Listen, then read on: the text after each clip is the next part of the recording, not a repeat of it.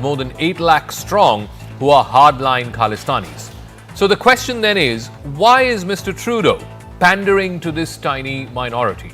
Here are some excerpts from the interview with Ambassador Verma, and then we'll go across to our guests. After a bit of conversation, then they told me that I, along with 5 other Indian diplomats and officials, are persons of interest in the inquiry of killing of Nijjar. And therefore, there was a request to waive off my diplomatic immunity as well as diplomatic immunity of my colleagues. This demonstrates kind of a backstabbing. But unfortunately, so far, despite whatever talks they have done in public, we have not seen a shred of evidence from them. We have not been shared. I shouldn't talk about what they have or they have not. We have not been shared any shred of evidence. Due to lenient Canadian legal system, they were able to get their permanent residence in Canada, citizenship in Canada. They sought asylum in Canada. According to the last information that I have, 5 of them had been resolved. 21 are still pending. And these are pending since decade. So I would say that there is an inaction rather than consultation.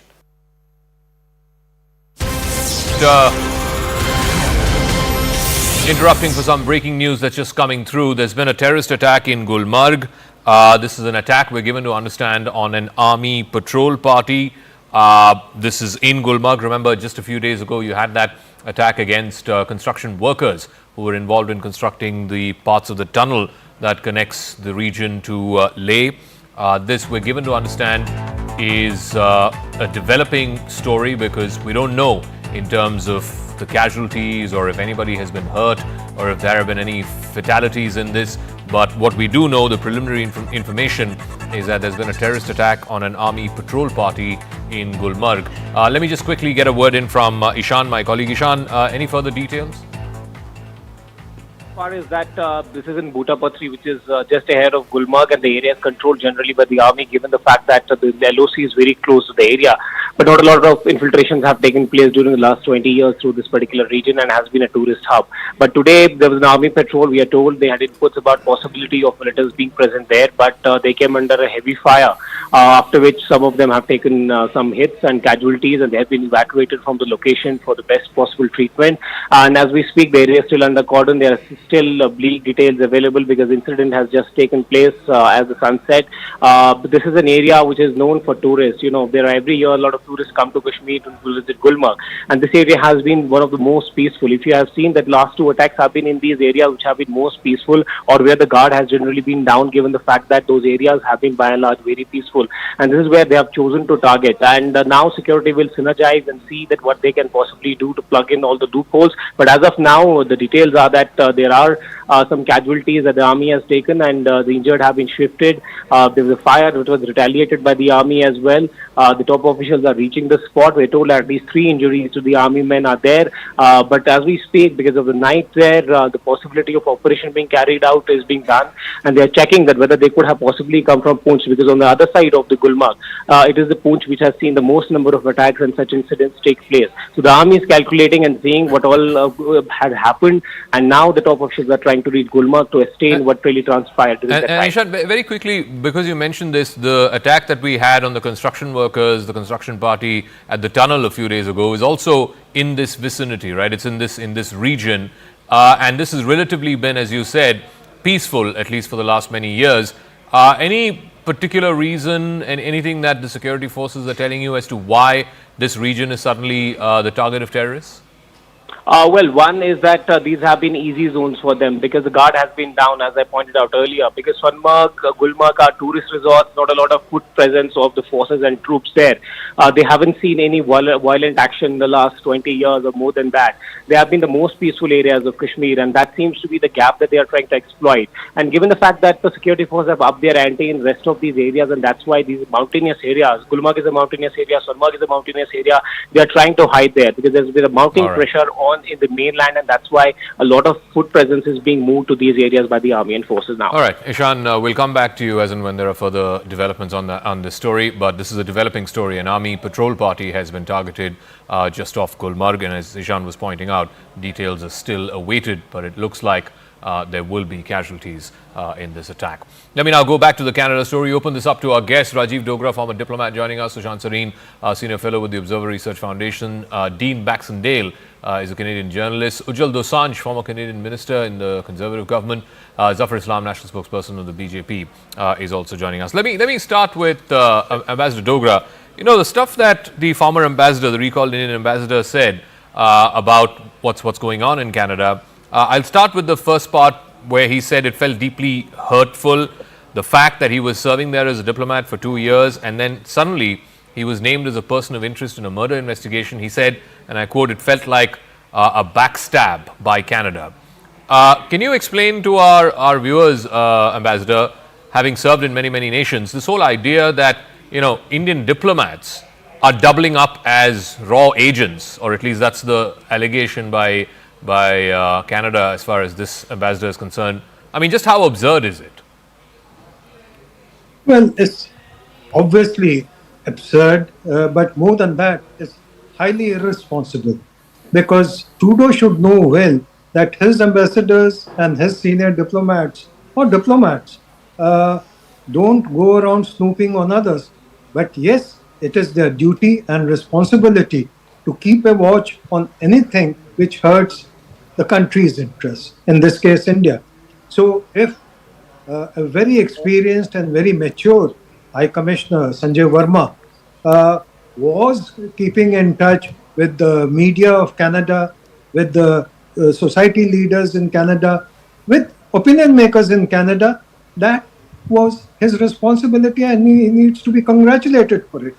As far as Trudeau is concerned, I think he has done damage to his own country more than to Mr. Verma, because everyone knows Mr. Verma's reputation and those of his senior diplomats. So that is a laughable accusation. Okay. No one will take it seriously.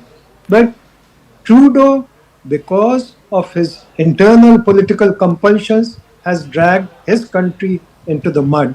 He has done dirty on India. That's a different thing. Yeah. Again, the world is not going to believe that.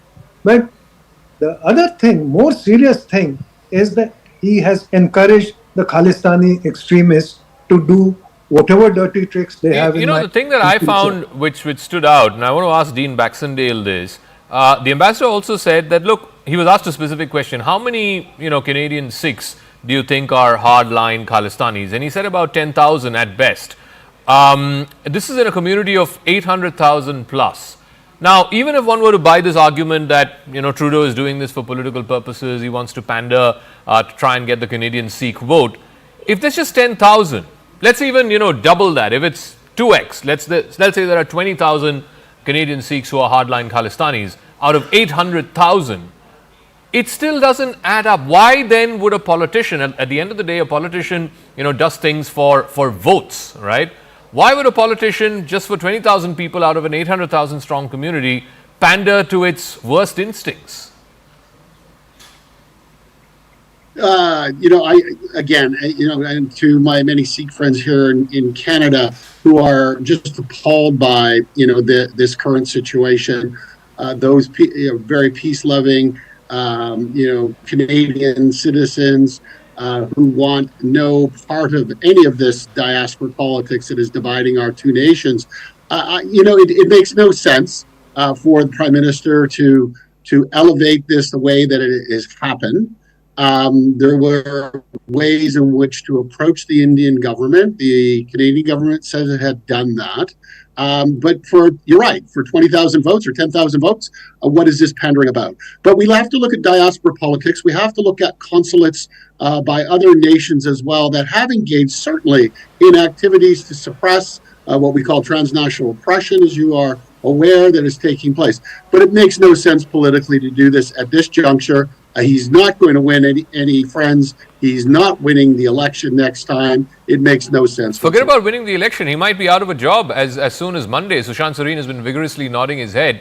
You know, 40 MPs, that's what we're given to understand, Sushant. 40 MPs in Mr. Trudeau's own party have told him, literally given him an ultimatum, decide by Monday whether you want to continue or leave. 40 MPs have told him to leave. I mean, that's the reality that faces Mr. Trudeau.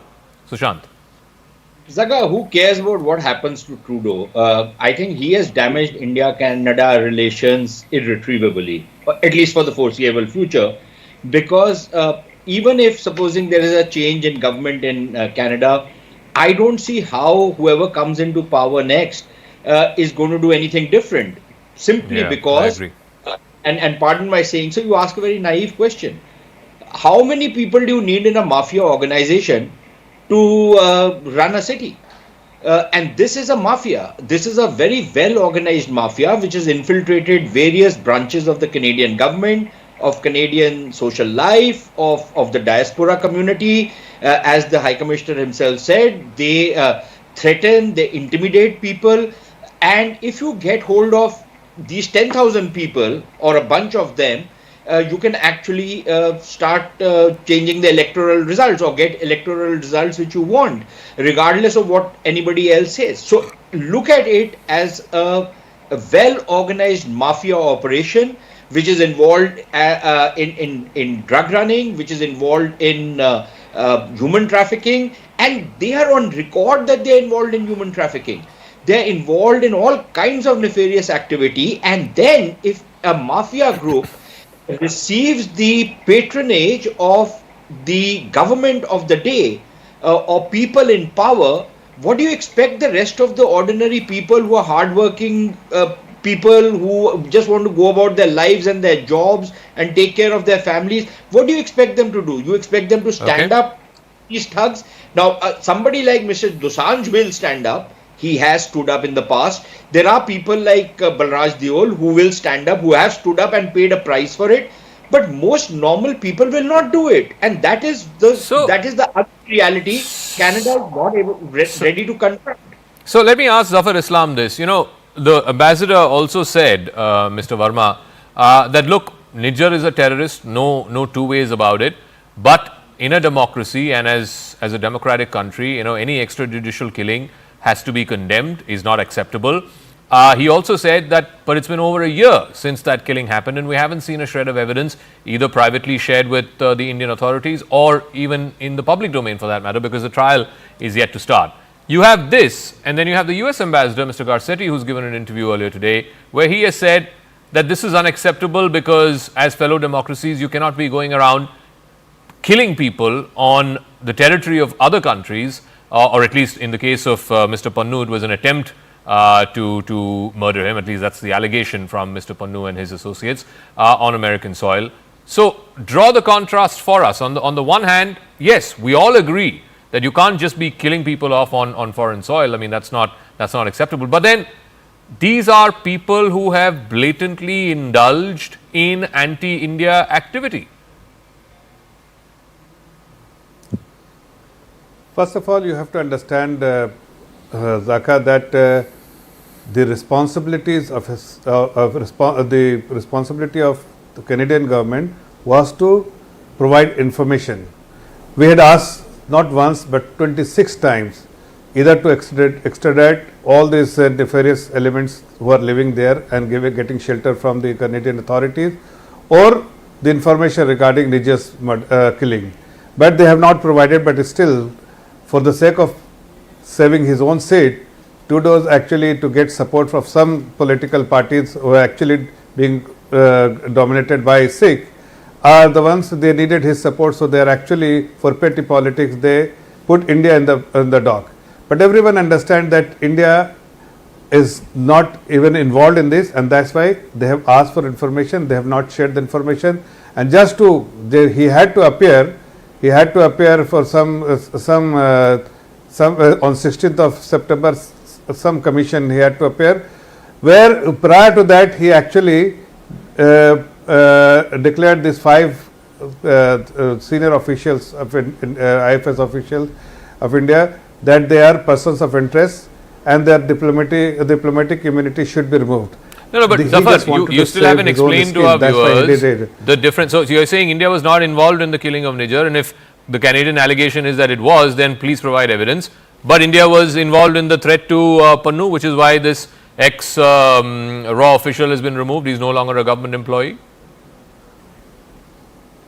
No, the committee has been formed. The committee is already in US. They are doing investigation because that person who is about Yadav, what they have mentioned, is no longer with the government. Secondly, that needs to be ascertained whether what is the information they have. So the committee is meeting with them. Okay. Let them share the information with Indian committee, which has gone to US to investigate this matter further, because it is absolutely wrong. So why don't you send the committee to Canada also? US or for that matter, why don't you send the same committee to Canada also?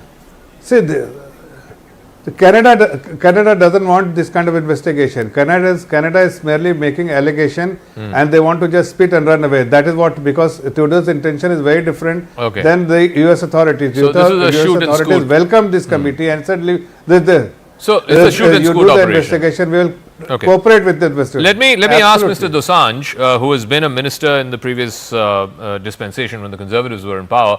Mr. Dosanjh, so this interview by the recalled Indian High Commissioner in Canada, he has said a couple of interesting things. One, he said, how can you label a diplomat as a person of interest in a murder investigation? He says that felt like backstabbing. He's also claimed that this entire situation between India and Canada, and this is practically the nadir of the relationship, certainly in the last 2 or 3 decades, has been driven singularly by Mr. Trudeau's scorched earth politics, his unpopularity, and it has nothing to do with the wider Sikh community in Canada. That's what the ambassador has said. Mr. Dosanjh. Well, I think I'll take issue with Mr. Verma's numbers. I think that there are no 10,000 hardline Khalistanis in Canada. They're much fewer in number, except they bludgeon their way into the temples. They do violence and threats. And therefore, people essentially do not want to be part of these ongoing battles to control temples and the like. And when they control temples, then they seem to be turned into, by the government of Canada, by the politicians in Canada, the representatives of the Sikh community, which they aren't. So I believe numbers are far fewer, but be that as it may, what other stuff Mr. Verma has said is true. I mean, these guys engage in drugs and gun smuggling and the like, and they do violence on Canadian soil, and they engage in threats to other Sikhs on Canadian soil. And that's why you don't hear too many of us speaking out. I only speak out because I've been doing so since the 80s. And I'm old now, so it doesn't matter to me ultimately. But this is a very serious issue. Okay. I heard Mr. Verma's earlier interview in Canada, and he said some interesting things, and I haven't seen any rebuttal to any of what he has said. And from the Canadian it makes government. clear to me that Mr. Trudeau, both times he spoke on this issue publicly, once way back about a year ago when he spoke in the House of Commons, and then recently when he spoke following the press conference of the RCMP.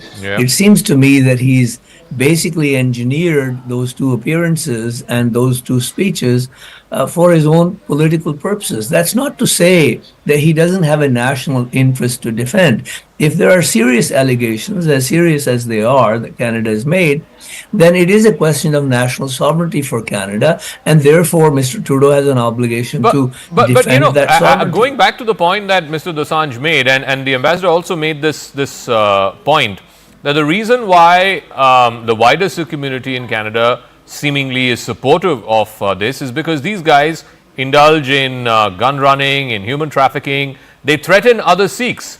And he specifically said they target the daughters and families of other Sikhs, Dean Baxendale, and therefore no one wants to be on the wrong side of these folks. So my question is, whose job is it to stop these guys from becoming this, extra constitutional authority? It's the job of the Canadian government, the Canadian law enforcement agencies. Why aren't they doing that? Well, this has been a problem within our country for the better part of 40 years, but certainly more so in the past 25. The diaspora communities, which have gained prominence, obviously, by population, They're influencing Canadian politics. But these ties, unfortunately, to organized crime groups that have been allowed to permeate and expand to a point where we are having organized crime being involved with transnational repression and election interference by directly funding politicians. Organized crime is actually helping to fund liberal, members of parliament, as well as conservative members of parliament. There's influence inside the system.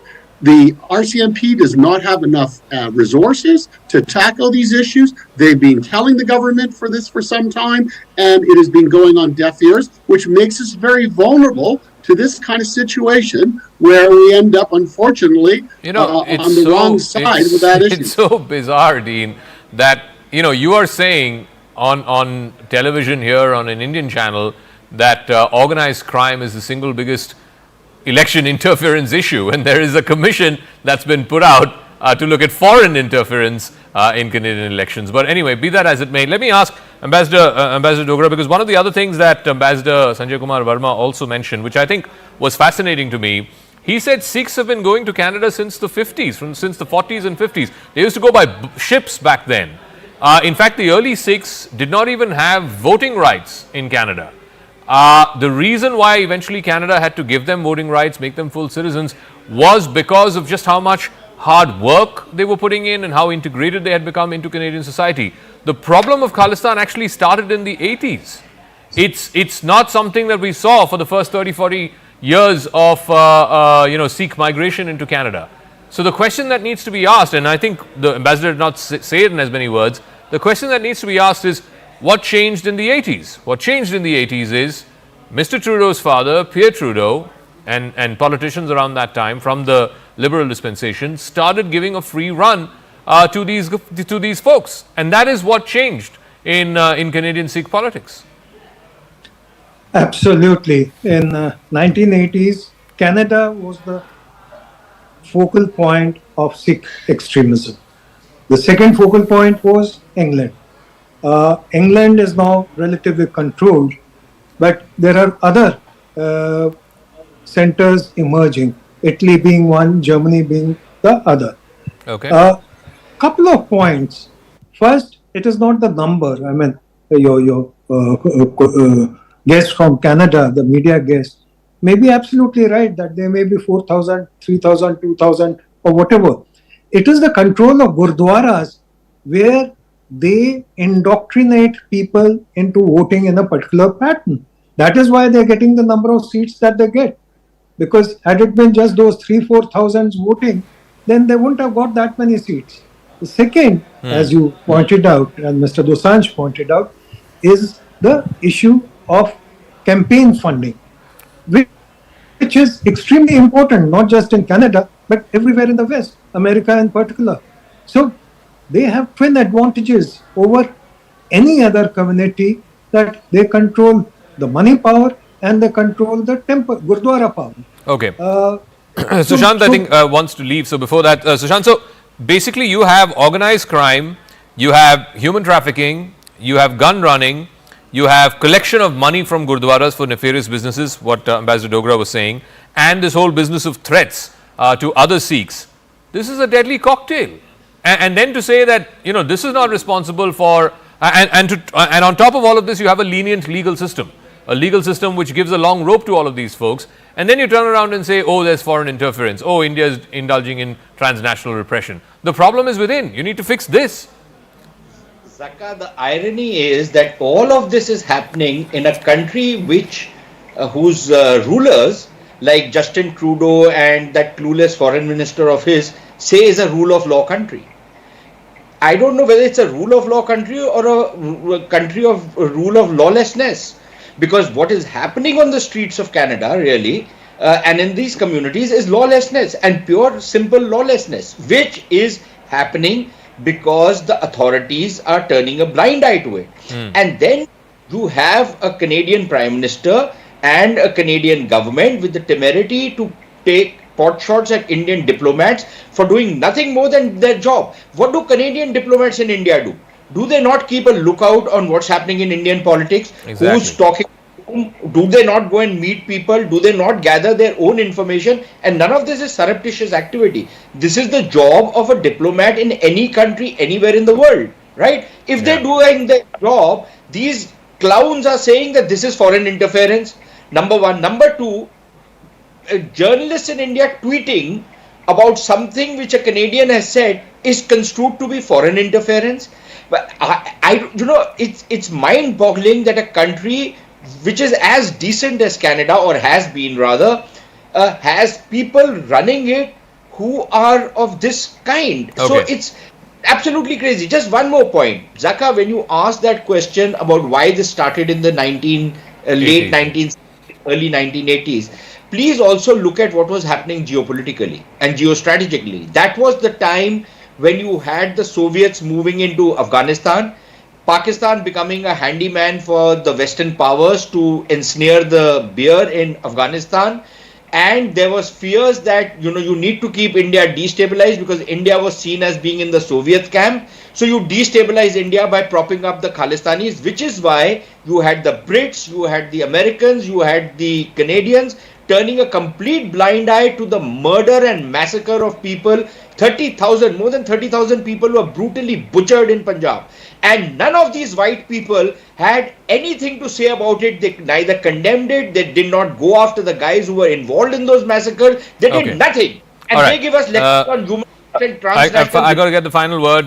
Zafar, again, Mr. Trudeau is in power today. Maybe by Monday he'll be out of power. But the bilateral relationship has to be retrieved. I mean, you have at the end of the day 1.8 million Indo-Canadians. I mean, you can't just, let go of them or say, we can't give you consular services and we can't give you other services, diplomatic services, etc. I mean, Trudeau is, like I said, a temporary fit on power. Tomorrow, if he's not there, maybe the relationship can be restored. But then you can't allow the relationship to deteriorate. Zafar. Zakka, you have seen in last 11 years of Modi government, where we have always extended our hands of friendship to every country, but we will never compromise with our interests. As long as they reciprocate, we will always be a friendly country with them. We will definitely want to have better equation with Canadian authorities, Canadian government. As a country, we respect Canada and Canadians. But of course, if they are working against our own interests, then we have to safeguard our interests. Secondly, let me tell you a very important thing. I also visited twice this city place called Surrey. Yeah. And all the time I had whenever I got the opportunity of a Sikh driver, because most of the Sikhs are driving taxis cab there.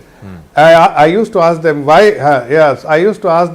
Why you support this kind of? He said most of them, in fact, 80-90% people, they said we do not support. It's only people who have migrated to Canada in 60s, 70s. They are rich. They control Gurdwara, or they are the one who fund these activities.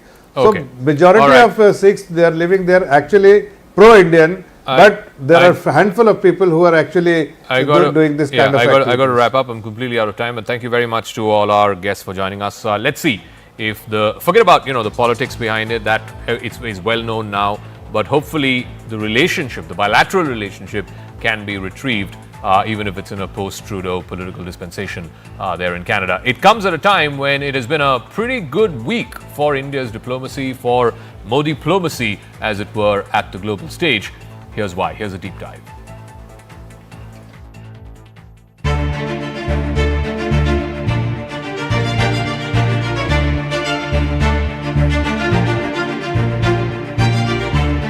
Prime Minister Narendra Modi's recent visit to the BRICS summit in Kazan in Russia marked a significant moment in India's international diplomacy. The most important outcome was in the context of India-China relations. It also adds heft to India's unique position on the global stage.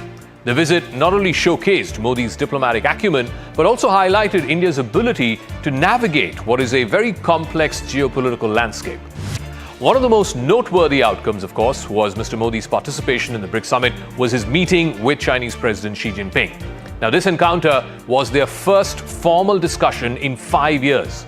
the bilateral meeting after both nations reached an agreement to resume border patrols along the line of actual control in eastern Ladakh. That announcement happened earlier this week, and this meeting happening just within a couple of days after that announcement. Now, this agreement is particularly significant because it signals a thaw in ties between Beijing and Delhi, which have been strained, frankly, ever since the deadly Galwan clashes of 2020. There were multiple diplomatic and military conversations and meetings. In fact, more than 20 conversations at the level of the corps commanders, more than 30 conversations at the level of the diplomats, all of which finally led to this breakthrough that we saw earlier this week.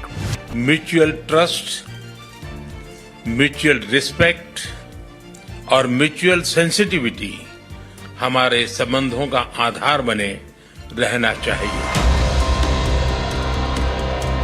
Mr. Modi stated that maintaining peace and stability along the border should remain a priority. In fact, he said there has to be mutual trust, mutual respect, and mutual sensitivity to each other's concerns. Xi Jinping, on the other side, underscored the necessity for both nations to fulfill their international obligations and serve as models of unity among developing countries.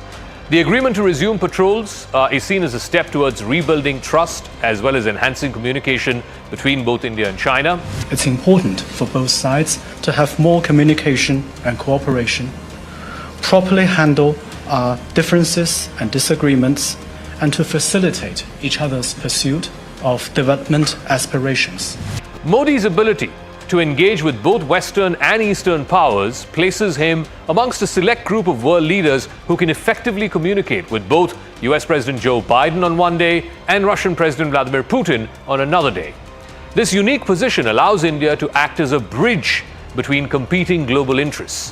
While India has strengthened its ties with the United States through alliances like the Quad, comprising Australia, Japan, and the US itself, it also simultaneously maintains very robust and steady relationships with Russia, certainly, and now increasingly with China too, through platforms like the BRICS and the Shanghai Cooperation Organization, the SCO. In fact, just weeks before the BRICS summit, Modi was in Wilmington, Delaware, attending the Quad summit in Biden's hometown, and then in Russia twice in 3 months. He also made a quick pit stop in Kiev just in the last few months. Excellency पिछले 3 महीनों में मेरा 2 बार रूस आना हमारे करीबी समन्वय और गहरी मित्रता को दर्शाता है. So this dual engagement strategy enhances India's leverage on the global stage by participating in both what are Western-led initiatives like the Quad and those led by Russia and China like BRICS and SCO. India is also positioning itself as a crucial player which is capable of influencing discussions on a variety of global issues, whether it's security or economic. But that's not all. In addition to navigating international ties, Modi has also demonstrated a commitment to India's national interests, particularly regarding sensitive issues dealing with India's territorial integrity and sovereignty. The latest example is, of course, the amount of sort of pushback that we've seen on the Khalistani issue, and particularly the sanctuary that's being given to separatist Khalistan elements in countries like Canada. The Modi government has firmly pushed back against Canada's stand on this issue. It has emphasized India's sovereignty and security concerns. So far, Canada has not given any evidence in support of the very serious allegations that they've leveled against India and against Indian diplomats. We also see there is a pattern. The pattern is motivated by political considerations on the part of the Canadian Trudeau government. India also finds itself in a unique position where it is best placed no matter who is elected to the White House next month, whether it is Republican Donald Trump or whether it is Democrat Kamala Harris. India is close to both the Republican and Democratic establishments. In fact, there is bipartisan consensus and bipartisan support for India on Capitol Hill for the better part of the last 20-25 years, no matter who the occupant of the White House is, whether it's a Republican president or whether it is a Democrat president. I don't think there'll be much difference. Broadly speaking, the United States has made a strategic decision over 4 administrations now.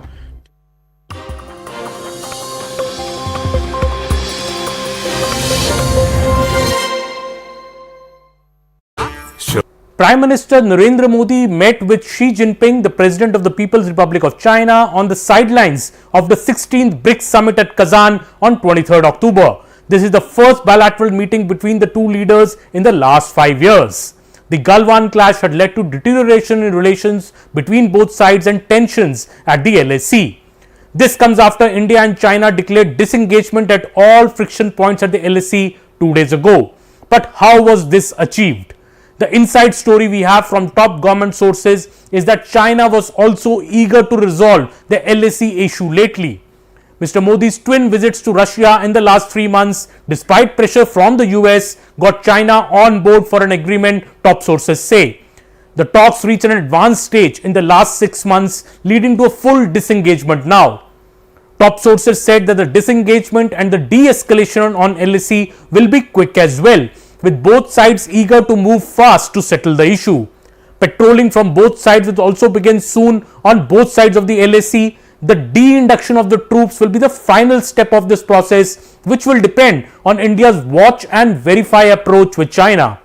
Well, the urgency to settle this issue quick reflected in Mr. Modi's talks with Jinping as well. Mr. Modi welcomed the recent agreement for complete disengagement and the resolution of issues that arose in 2020 in the India-China border areas. PM Modi also underscored the importance of properly handling differences and disputes and not allowing them to disturb peace and tranquility. The two leaders in fact have agreed that the special representatives on the India-China boundary question will meet at an early date to oversee the management of peace and tranquility in border areas and to explore a fair, reasonable and mutually acceptable solution to the boundary question. The early date being requested by both sides for these talks shows the urgency, as I said earlier, for a de-escalation on the LAC in a quickest possible time. The relevant dialogue mechanisms at the level of foreign ministers and other officials will also be utilized to stabilize and rebuild bilateral relations, a statement from India has said. The two leaders in fact affirmed that a stable, predictable and amicable bilateral relations between India and China as the two neighbors and the two largest nations on earth will have a positive impact on regional as well as global peace and prosperity. It will also contribute to a multipolar Asia and a multipolar world, the statement by India has significantly said. The two leaders have also underlined the need to progress bilateral relations from a strategic and a long-term perspective, enhancing strategic communication and explore cooperation to address developmental challenges. 31 rounds of diplomatic meetings and 21 rounds of military talks over 4 years and 2 crucial meetings that Foreign Minister S. Jaishankar and China's Foreign Minister Wang Yi in July has paved the way for India and China to achieve this agreement over disengagement at the LAC. There were 7 points of conflict on the LAC since the Galwan clash in 2020, 5 of which had seen disengagement, but the troops from both sides had remained in an eyeball-to-eyeball conflict in Depsang Plains and Demchok. Both sides have now disengaged on the remaining 2 points too. Prime Minister Narendra Modi met with Xi Jinping, the President of the People's Republic of China, on the sidelines of the 16th BRICS summit at Kazan on 23rd October. This is the first bilateral meeting between the two leaders in the last 5 years. The Galwan clash had led to deterioration in relations between both sides and tensions at the LAC. This comes after India and China declared disengagement at all friction points at the LAC 2 days ago. But how was this achieved? The inside story we have from top government sources is that China was also eager to resolve the LAC issue lately. Mr. Modi's twin visits to Russia in the last 3 months, despite pressure from the US, got China on board for an agreement, top sources say. The talks reached an advanced stage in the last 6 months, leading to a full disengagement now. Top sources said that the disengagement and the de-escalation on LAC will be quick as well, with both sides eager to move fast to settle the issue. Patrolling from both sides will also begin soon on both sides of the LAC. The de-induction of the troops will be the final step of this process, which will depend on India's watch and verify approach with China. Well, the urgency to settle this issue quick reflected in Mr. Modi's talks with Jinping as well. Mr. Modi welcomed the recent agreement for complete disengagement and the resolution of issues that arose in 2020 in the India-China border areas. PM Modi also underscored the importance of properly handling differences and disputes and not allowing them to disturb peace and tranquility. The two leaders in fact have agreed that the special representatives on the India-China boundary question will meet at an early date to oversee the management of peace and tranquility in border areas and to explore a fair, reasonable and mutually acceptable solution to the boundary question. The early date being requested by both sides for these talks shows the urgency, as I said earlier, for a de-escalation on the LAC in a quickest possible time. The relevant dialogue mechanisms at the level of foreign ministers and other officials will also be utilized to stabilize and rebuild bilateral relations, a statement from India has said. The two leaders in fact affirmed that a stable, predictable and amicable bilateral relations between India and China as the two neighbors and the two largest nations on earth will have a positive impact on regional as well as global peace and prosperity. It will also contribute to a multipolar Asia and a multipolar world, the statement by India has significantly said. The two leaders have also underlined the need to progress bilateral relations from a strategic and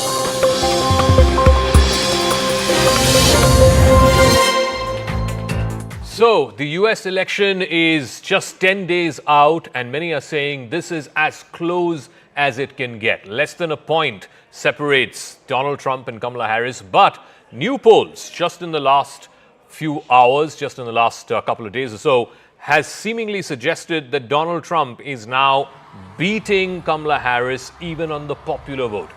Up until this week, Kamala Harris was leading in the popular vote, but she had a tough time in the battleground states or the swing states, which ultimately will decide who becomes the next president. But now, new polling is showing that Donald Trump is edging past Kamala Harris even in the popular vote. Now, what that means is that if that is true, if these polls hold, it shows that Donald Trump is the one who has momentum going into election day. You want to be the candidate who has momentum going into election day. And more importantly, because of the inherent bias in the electoral college system, which the Democrats say does not favor them, which means that if Trump is ahead on the popular vote, then in the electoral college, we are potentially looking at an electoral landslide. But let's try and make sense of this from both sides of the divide, as it were. First, I want to go across to Mr. David Schultz. He's an American pollster. Thank you very much, Mr. Schultz. First things first, everyone wants to know, and obviously there's a huge amount of interest here in India and around the world as far as the US presidential election is concerned.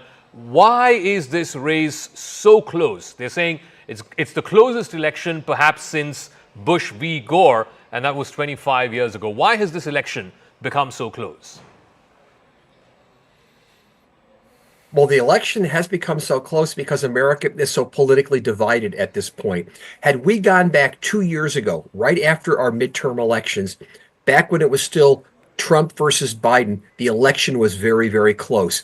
And except for that brief period of time in June after the Trump-Biden debate and up until, let's say, just a few weeks ago, it's been more or less an incredibly stable electorate and stable in the polls for the last 2 years because we are just so divided. We are so polarized, and the partisanship in terms of, again, party loyalty of who people are going to vote for is so rigid at this point. And that explains it really at this point, really in the United States. We are a divided country that remains divided, and there's almost nobody who's really undecided at this point in this election for a period of a long time. And what's going to happen in the next couple of weeks is that this election is going to come down to probably less about changing people's opinions about who to vote for and more about whether certain people show up to vote. So tell me, Mr. Schultz, just in the last couple of weeks or so, polls are showing that whatever gap there was between Trump and Harris, Trump is managing to close that gap. It was under 1% at the start of this week, and now we have new polling which shows that Trump is ahead on the popular vote.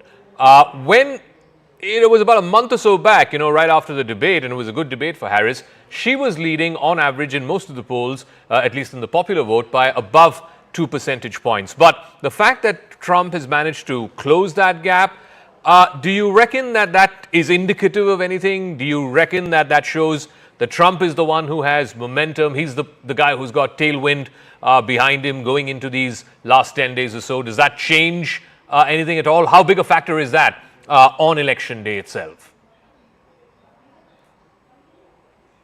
It potentially has an impact. But again, remember, we need to focus on the fact that we don't elect the president of the United States by the straight popular vote or national popular vote. It's really by the Electoral College. And what this election's really coming down to is, as I've been arguing for months, it's about what 150,000 to 200,000 voters are going to do in about 6 or 7 states in the United States. And what we mean by states, this election is going to come down to voters in places like Michigan, Pennsylvania, Wisconsin, Arizona, Georgia, Nevada, North Carolina. So the real question is there momentum for Trump versus Harris in those critical swing states? And in those critical swing states, the election does seem to be dead even.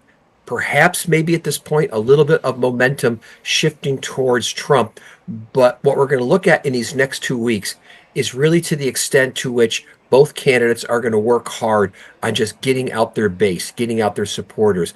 And really this election will be determined by which of the two sides is better at mobilizing their base. And if the shift in opinion is potentially an indication of, let's say, the enthusiasm factor for a candidate, perhaps Trump has an edge. And that's where I am at right now. When I look at the numbers, when I look at the polling data, I think it's a slight advantage to Trump right now. So tell me, if you're saying that all of this is boiling down to who turns out the base on election day, then why is there so much time and money spent by the campaigns and the candidates on what they call the undecideds? It's almost like the undecideds decide this election.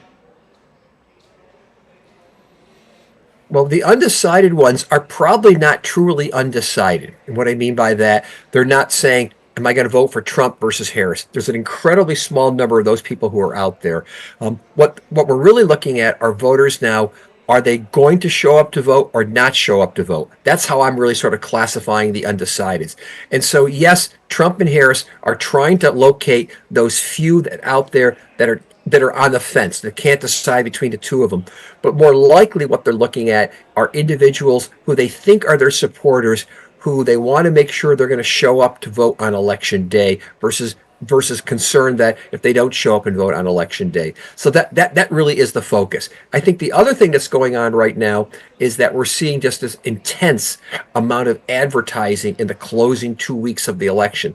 Again, I don't think it's going to change anybody's name or change anybody's opinions, but what it's going to do is perhaps, again, mobilize people, get them to show up to vote. That's really the focus right now. Because you're saying that is really what will decide this election, who turns out the base more. The conventional wisdom has been, at least in the last couple of election cycles, we've seen this, is that the Democrats are better at turning out the vote. They have a better ground game, so to speak. And of course, Kamala Harris also has outraised money, by a couple of times against Donald Trump, maybe even 5x or 10x. But do you think ultimately that will make a difference in these half a dozen or so battleground states? That's clearly the case at this point. It's really shifted to the ground game. All indications are that Harris has a better ground game as the Democrat and is doing a better job mobilizing, but she also has a difficulty in the sense that one of the groups that she needs to mobilize are voters under the age of 30 in the United States. And in the United States, what we call these younger voters are very hard to mobilize, to encourage them to get out the vote. It's difficult to reach them, to contact them. Many of them have not voted before. And so her challenge is getting a ground game that can get these younger voters to show up on election day. And in fact, where I am in terms of where my analysis right now is that if Harris is successful in mobilizing large numbers of people under the age of 30 to vote, she wins the election. If she's not successful in doing that, then Trump wins the election. And so for her, good ground game is important, but the people that she needs to mobilize are very, very difficult to reach and to actually get them to show up to vote. Well, as they say, it's very difficult to get Gen Z to be interested in politics. They are expectedly tuned out of politics. But finally, as we conclude, what is your analysis or your best estimate as things stand today? We're less than 2 weeks out from the election. Who might scrape through on election night? First off, right now, I think there's a slight advantage to Donald Trump. That if we go back to the undecided voters, if it matters here, there's about 2% of the voters in the critical swing states are undecided. Generally, if undecided voters decide to vote, they break against the incumbent, which here would be Kamala Harris. If that's true, it looks like Trump might have a slight advantage. But this is going to be, again, a very close election. Our election is on November 5th. Do not anticipate that we will know on November 5th who the winner is, because there are several states like Pennsylvania which do early voting but don't count the ballots till after Election Day. So we're going to have an approximate idea on November 5th. It's probably going to take a few more days after that. But right now, if I were sort of betting on this race, I would say slight advantage to Donald Trump to probably win the Electoral College, Kamala Harris to win the popular vote. All right, we'll leave it at that. David Schultz, thank you very much for joining us with your thoughts and perspective. All right, so you heard from one particular side of the political divide, as it were, and even there you heard Mr. Schultz saying that as things stand today, the advantage seems to be with Donald Trump. Let me now go across and get a Republican perspective on this. Tom Rose is a former advisor to the former Vice President, Mike Pence, and currently he is advising Donald Trump's campaign as well. So thank you very much, Mr. Rose, for speaking with us. I want to first get your thoughts as a long-time advisor for the former Vice President, Mr. Pence. The events of Jan 6th, why is there still an overhang of what happened on Jan 6, 2021, even on this election cycle? Do you think it's a big factor with the undecided voters, given how close this race is? I don't know. It's an excellent question. I know that the Democrats want that to be a significant issue in this campaign, but if you look at polling results and if you look at responses, voters' responses to issues that are most important to them, January 6th does not even register as a significant item. I think that most Americans are far more interested in the next 4 years than they are in what happened 4 years ago. That's been litigated. Everybody has an opinion on it, on what it meant or what it didn't mean, how serious it was, or whether some of the seriousness might have been exaggerated. I think the American people are prepared to move on, and it hasn't really been a significant factor in this campaign so far. There's still 2 weeks to go. So I guess there are a couple of reasons why that is still sort of rankling some folks. One is because neither Donald Trump nor his running mate, J.D. Vance, have said that Donald Trump actually lost in 2021 or even unequivocally condemned the violence that happened on Jan 6th. Also, among the ones who was equally critical of what happened on Jan 6th was your former boss, Mr. Pence, who did go by the book, and he has stuck by it. He has said that he believes even today that what he did on the 6th of January, certify the election, was absolutely right. Do you think that these are two reasons why this issue is perhaps even today unsettled? I don't know. Again, to push back just a little bit, I'm not sure how unsettled it is. Obviously, Joe Biden is the president. Kamala Harris is the vice president. This administration's been in office for 4 years. We do live in a democracy. There are no laws which state you have to blindly accept election results. The president relinquished power peacefully. There was a peaceful transfer of power. Many people believe, not without significant evidence, that the last election, while not quote-unquote fraudulent, had many issues that people can question. There were hundreds of very last-minute changes to election law in 2020. There were significant reductions in the ability of poll counters, election counters, to check ballots, to verify addresses and identities and that kind of thing. But I think to your earlier point, this election is about the next 4 years, not what happened 4 years ago.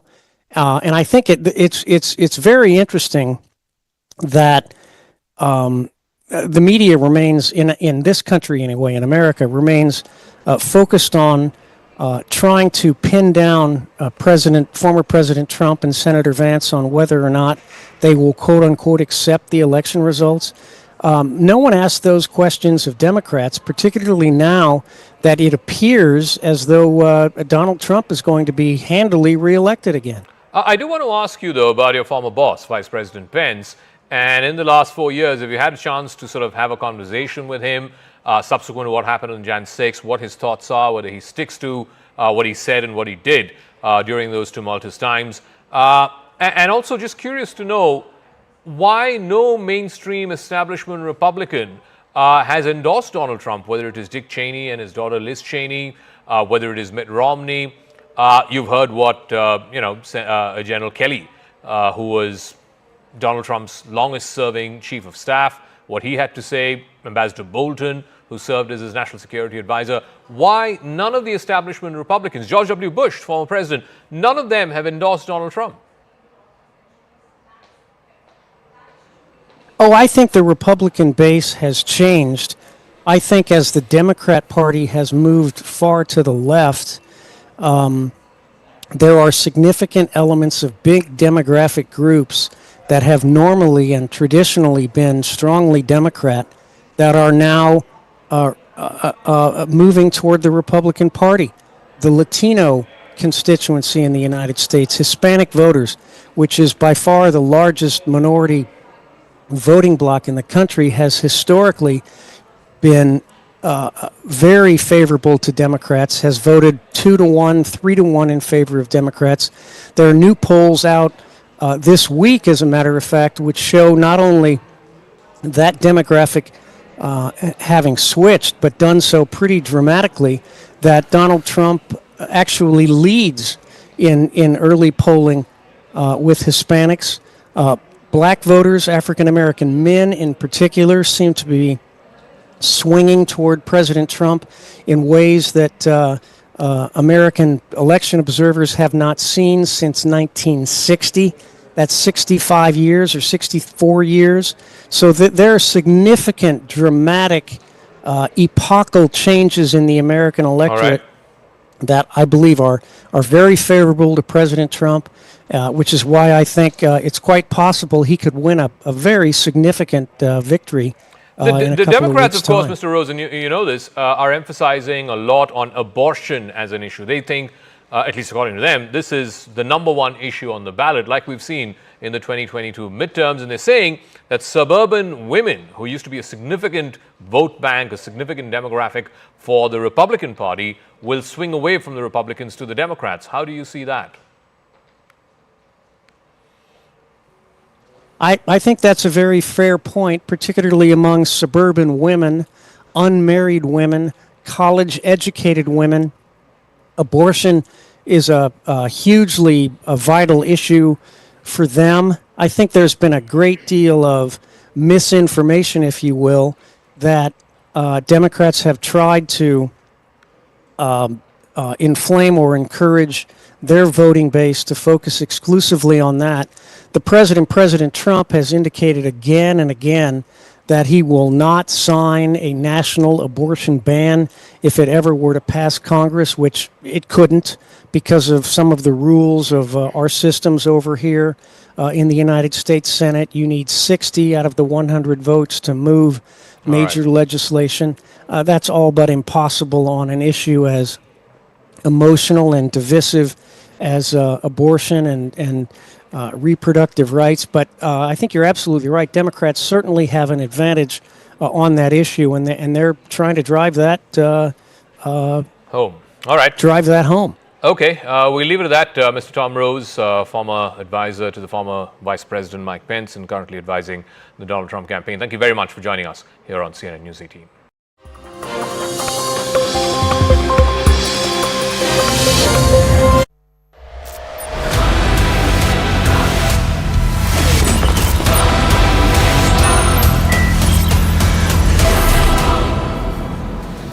Viewers, not many channels are carrying this story, and that's for obvious reasons. But I'm not going down that road. For the first time ever, the Vadras have made their asset declarations public. This has happened because Priyanka Gandhi Vadra had to file an affidavit declaring her financials while filing her nomination papers from Wayanad for the upcoming Lok Sabha by-election.